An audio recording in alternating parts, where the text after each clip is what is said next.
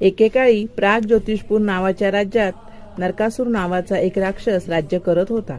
त्याने कठोर तप करून भगवान ब्रह्मदेवांकडून वरदान मिळवलं होतं की त्याला फक्त त्याची आईच मारू शकेल. या वरदानामुळे तो अहंकारी झाला. त्याने स्वर्ग आणि पृथ्वीवर मोठा आतंक माजवला. देवता, ऋषी आणि निरपराध लोक यांच्यावर अत्याचार करू लागला. त्याने 16,000 कन्या कैदेत ठेवल्या आणि देवांचा ऐरावत हत्ती व मातीची कुंडले सुद्धा हिसकावून घेतली. देवतांनी त्रस्त होऊन भगवान श्रीकृष्ण यांच्याकडे मदतीसाठी प्रार्थना केली. तेव्हा श्रीकृष्ण आपल्या पत्नी सत्यभामेसह, जी पृथ्वी देवीची अवतार होती, नरकासुराची माता, युद्धासाठी निघाले. प्रखर युद्धानंतर सत्यभामेने नरकासुराचा वध केला आणि त्या क्षणी संपूर्ण जगात आनंद पसरला. लोक भयमुक्त झाले. देवतांनी जल्लोष केला आणि आकाशात दिव्य प्रकाश झळकला.